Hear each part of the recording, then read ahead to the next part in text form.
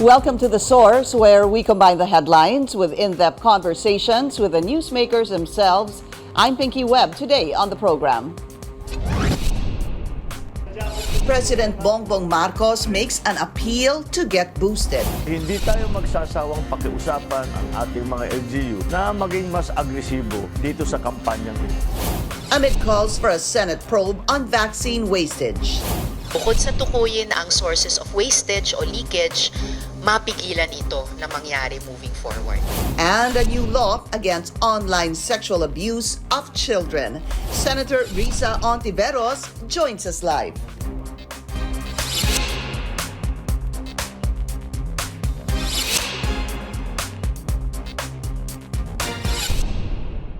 Calls for a Senate investigation amid reports of unused and expired COVID-19 vaccines.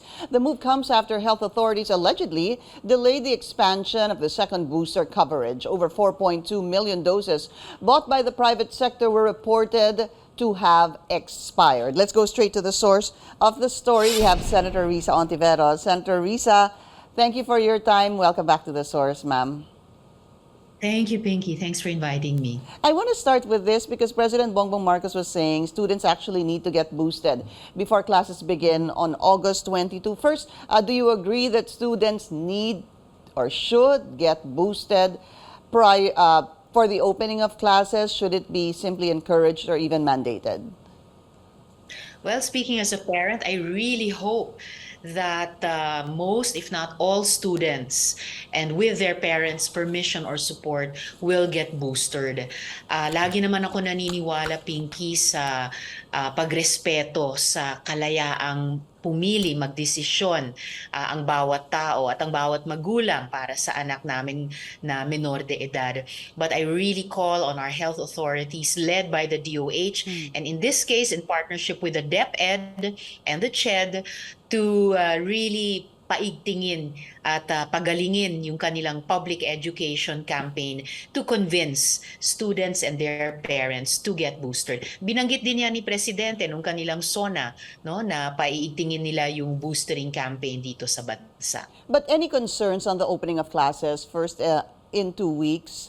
While I was able to speak to the spokesperson of the DepEd, Attorney Apo, he was saying that there's no standard on the number of students per classroom, but physical distancing is encouraged because depende ho daw din talaga doon sa number of enrollees doon sa eskwelahan vis-a-vis the number of classrooms. Then the DepEd spokesperson has outlined the work that is on their plate. Pakinggan lang nila ang DOH o kahit ang IATF that physical distancing is one of the basic protocols together with mask wearing and hand cleaning para mas masiguro ang balik-aral ligtas para sa ating mga estudyante, guro at iba pang sektor sa academe. And so the pre-pandemic concerns about sufficient infrastructure for education, now especially to ensure a safe return to face-to-face classes, and also, to add to the staggering findings, Pinky, of that World Bank study on learning poverty, DepEd really has to step up to provide quality and safe education, safe schooling to our students dito sa pagbabalik sa face-to-face classes. Going back to my earlier question on students getting boosted, let's talk about the booster rate. It stands at about 16 million. So far, it's about 15.9 out of the 23 million that government is targeting for the president's first 100 days.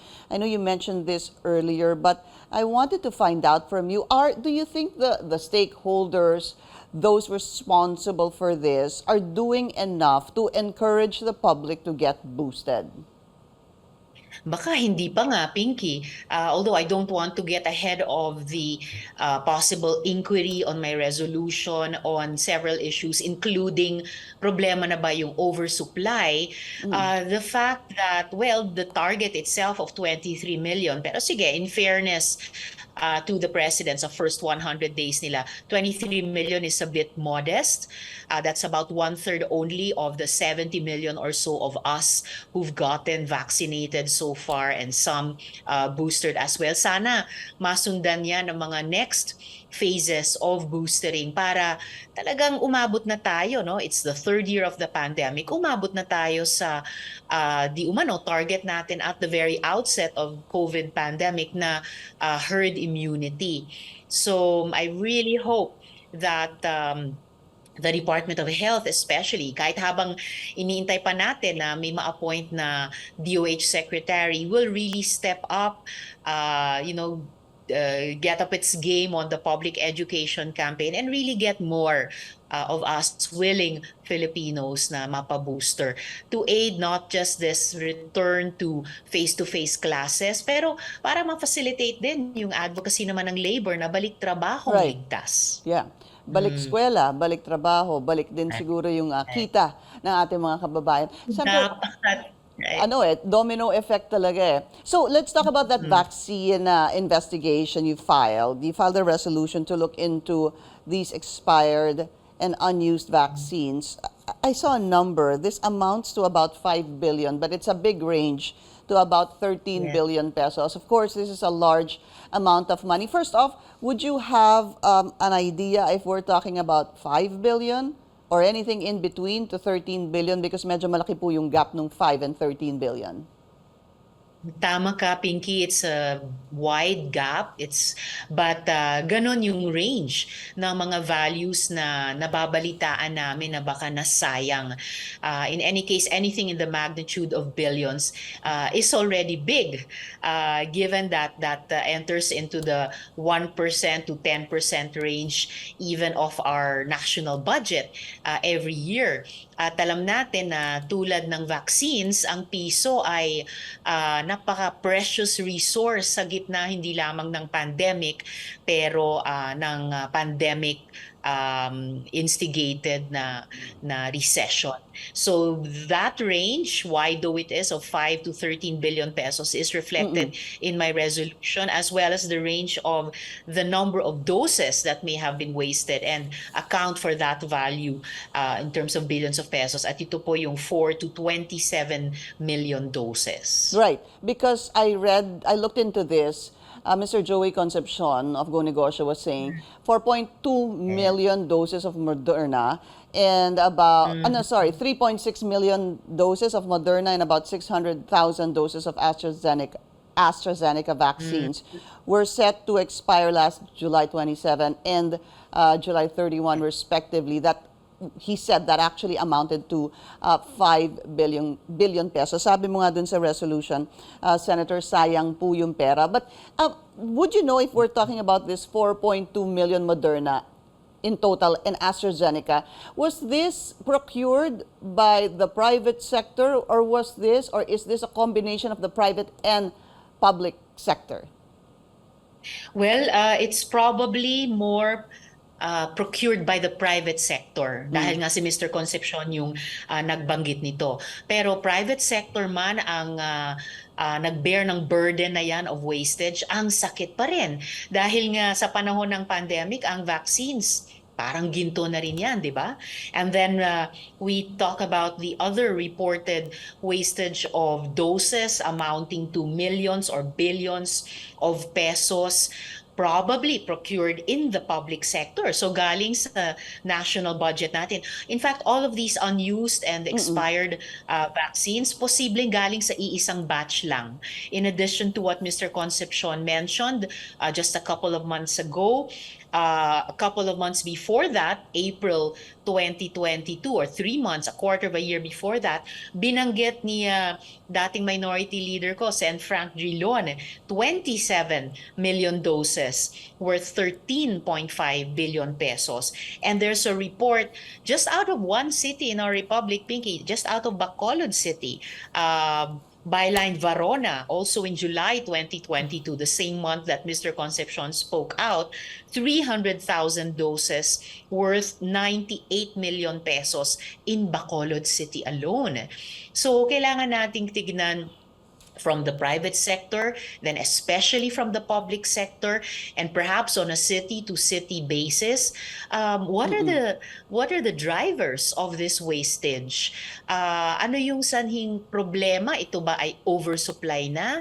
Ito ba ay pagkukulang o pagkakamali sa buong vaccine management process, from procurement to distribution to deployment Right. of vaccinators, right? And the provision of vaccination services. And especially importantly, moving forward, ano yung mga mabibisang interventions na magagawa ng executive para hindi na maulit, mabawasan at ma-eliminate na Yeah. yung ganitong klaseng But, wastage? but Senator, let's talk about this because we were all wanting supplies of vaccines, especially in the beginning. So you had government working on this, you had the private sector working on this together with government as well, and then you have the LGUs. I guess at some point, papaano po sabihin natin na nagluwag na, nagkaroon na po ng mga supply ng vaccines at nagkasabay-sabay na po yung gobyerno, yung private sector, and the LGUs, kaya po nagkaroon ng ganitong kadaming supply. I'm just thinking of this. And then, nagkaroon po siguro ng hindi na po masyadong encouraged yung tao na magpabakuna. Is that something that needs to be looked into, considering that we were all desperate to get vaccine supplies? Right. I think both the issues you asked about, Pinky, need to be looked into in the inquiry, hopefully, on my resolution. Both the procurement process at kung paano dapat minamanage yan, ina-adjust yan, in fact, over time, as the supply expands or wanes, or rather as the demand expands or wanes, and how the supply should match that. And also the maintenance of a strong and successful, effective public information campaign.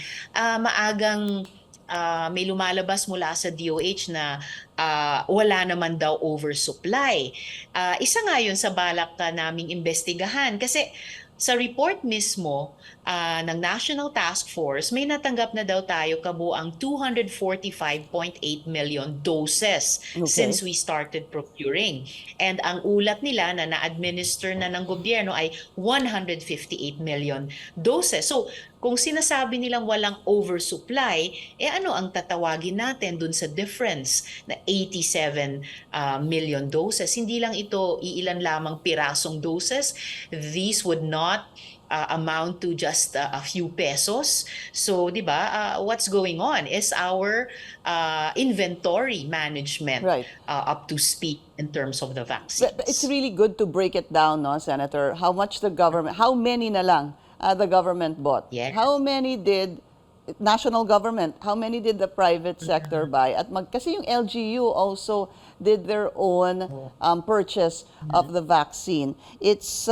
It would be very interesting really to find out the actual numbers. And then of course, yung tinatawag nga, kasi dalawa yan, expired and unused vaccines.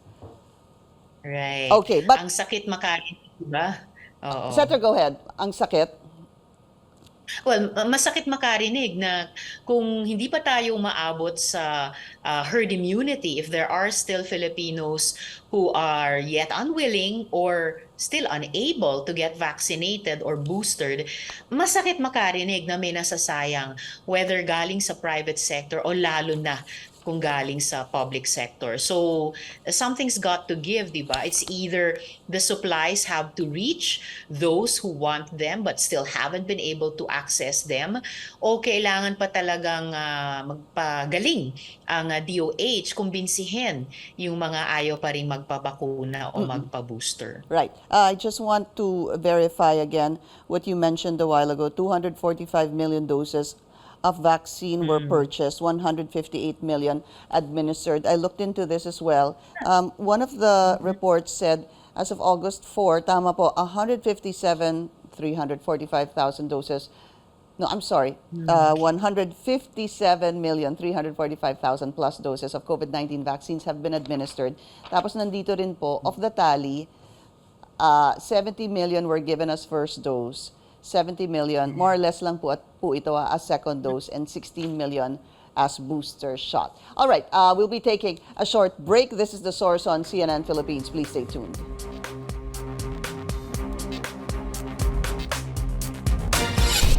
You're watching The Source on CNN Philippines. I'm Pinky Webb. Our source today, Senator Risa Hontiveros. Senator, just two more questions on the vaccine investigation. When and who are invited? Who will be invited? DOH, of course, the IATF, possibly the resource persons who've spoken out so far, like Mr. Concepcion, Mr. or Ms. Varona. I have to check the byline. Others who've reported on this problem. Maybe some of our government economic managers kasi may usapin ito ng sayang no, sa pera ng kabanang bayan. And hopefully sooner than later, Pinky, lalo na't nagbabalik-aral na sa face-to-face yung ating mga estudyante and in different categories of citizens from healthcare workers to senior citizens to those with comorbidities and the rest of us. This is really a going concern and sabi nga nila baka annually magpabakuna na tayo laban sa COVID-19. So we better get the vaccine management, as a matter of course, really up to speed. Very important, and I know you're very happy about this. You authored it, you sponsored it, the anti-online sexual abuse and exploitation of children. I was reading through some of your tweets as well. Grabe din po talaga yung mga lumalabas na papaano gagawin. Right. Hindi ho ba? Yeah. I'm not Grabe, inugulong. Opo, just right there, out in the open. So, I wanted to find out first, sino ho ba, number one, who will be, give us a brief, the context of this, and next is who will be held accountable. Kasi baka sabihin, may consent naman. But then again, a minor is a minor. That's right, exactly. A minor is a minor, a child is a child. Kahit yung mga bata na mahuhuling sila ang nagpo-produce at nagpo-post online ng mga offensive materials, kung menor de edad, ituturing pa ring biktima, and i-rehabilitate accordingly batay sa best interest of the child. Ang pinaka-interesante, Pinky, sa bagong batas na ito are the new actors who will be held accountable. Kasama dito yung mga social media platforms mismo, yung mga internet service providers at yung mga financial intermediaries kung saan dumadaan yung pera pambili ng napakamalagim na produktong ito na parang commodity lang yung ating mga bata. And I'm glad to share with you that on the eve, a few days before this bill lapsed into law, I had a very productive meeting with the PNP, the NBI, Facebook for starters, among the social media platforms, down the road to include, I hope, meetings with Telegram and with the storage sites for these materials. That meeting also included Plan International, one of the organizations in the Child Rights Network. And practically at the get-go, nagkasundo kami that really the deepest, the highest principle in all of this is the best interest of the child. And may tatlong konkretong hakbang na gagawin pagtutulungan ng lahat ng stakeholders. First of all, immediate takedown of the offensive materials. Pangalawa, preservation of those Materials. as evidence. At pangatlo, yes, immediate transmittal of the same to the law enforcement authority. So, masaya talaga ako, Pinky, sa pagpasa ng batas para lumayo na tayo sa pagiging global hotspot for OSAEC and, progress towards really upholding the best interests of the child, even or especially in the face of these most terrible of crimes against him or her. But Senator, would you be able to tell us if at all there's a particular social media platform na lagana po ito? Well, I guess kaya namin inuna makipagpulong sa Facebook kasi sabi nga namin sa kanila sa pulong, in the Philippines, social media or the internet is Facebook. And I Mm-mm. recalled in that meeting at naalala din ang mga kinatawan mula sa Facebook. Even during one of our hearings on the then OSAIC bill last year, there was not a resource person but a whistleblower, a young man na during the course of the hearing, nagsumbong sa amin na nung tumigil na siya sa pagbenta ng mga offensive materials ng sarili niya sa isang bumibili. When he stopped, that perpetrator started to harass him, to force him to create and send more materials. At ito ay sa konteksto ng isang Facebook group na ang pangalan ay Red Book.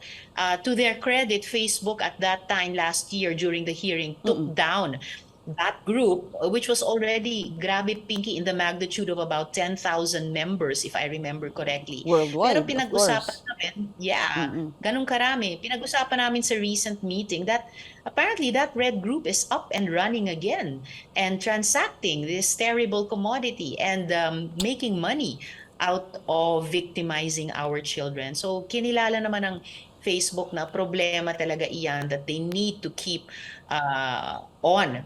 I hope that we can also meet with Telegram, another often mentioned platform used by these predators, at pati yung mga storage sites. Kasi libo-libo, Pinky, ang mga photos, videos. Yung iba kinokolekta lang ng mga predators na ito at yung mga sindikato na nagbebenta sa kanila.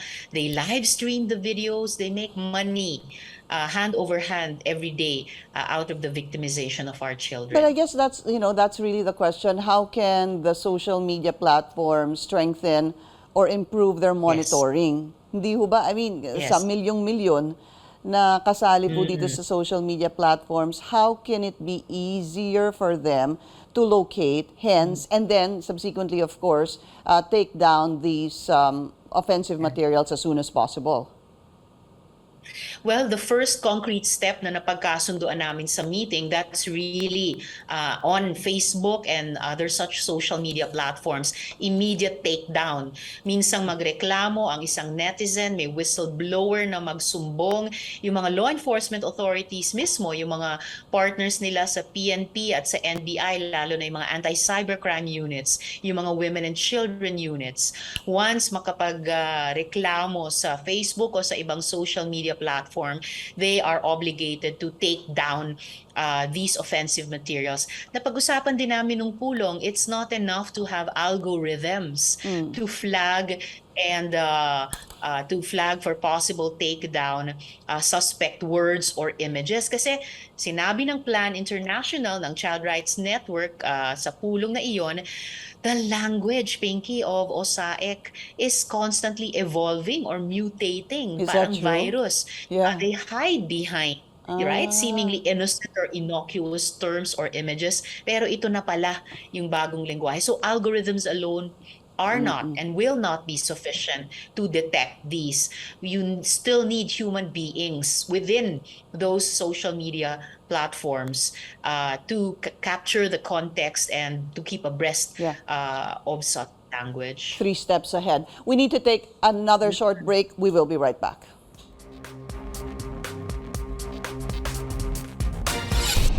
You're watching The Source on CNN Philippines. Our source today, Senator Risa Hontiveros. Senator, still have a lot of questions, but let's talk about this. U.S. Secretary of State Anthony Blinken visited the country and reaffirmed its commitment on the Mutual Defense Treaty. Tell us, to you, the significance of the visit amid the rising tension between Taiwan and China, and of course the other countries as well, as a result of the military drills by China, show of force. And I know you were very unhappy with the statement made by the Chinese ambassador, encouraging or telling us to adhere to the one China policy. Who wouldn't be unhappy? Guest lamang siya ng ating Republika representing his country.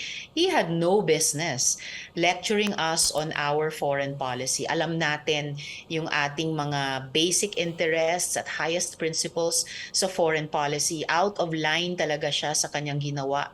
Lalo na't patuloy na nagsa-thumb ng nose ang bansa niya sa ating tagumpay sa Hague Tribunal. His country continues to militarize the West Philippine Sea by dredging up our marine resources to create and then militarize their artificial islands. His country continues to deny Filipino fisherfolk their right to fish in our own waters. His country continues to lay claim on oil and gas deposits in the West Philippine Sea na pangunahin para sa interes ng Pilipino. So yung pagbisita dito ni US State Secretary Blinken, yung pag-affirm nila dun sa kahalagahan sa kanila di umano ng Mutual Defense Treaty is a reality check for everyone around the table or around the ocean na indeed tayo sa Pilipinas ang pinatutunguhan natin ay isang independent at interdependent foreign policy. It's good to keep old allies, kahit na patuloy tayong may mga issue na ini-engage, nire-resolve. Isang halimbawa na lang yung posibleng pag-update ng Mutual Defense Treaty. And it's really good to strengthen and develop new alliances.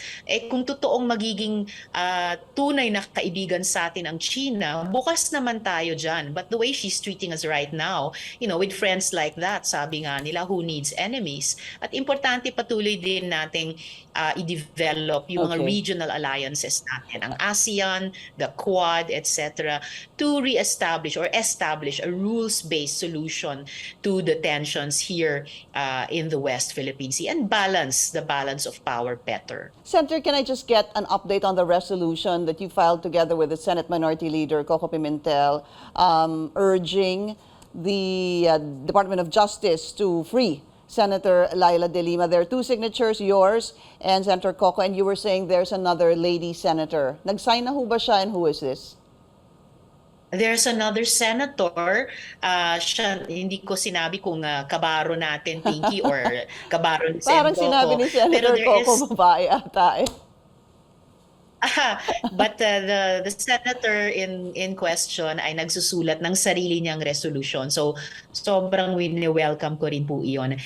Minority Leader Sen Coco and I are hopeful that lalo na in the light of the at least 3 recantations of erstwhile witnesses against former Senator Leila, na mabibigyan daan sana ng DOJ to withdraw the charges against her and cause her freedom. Okay.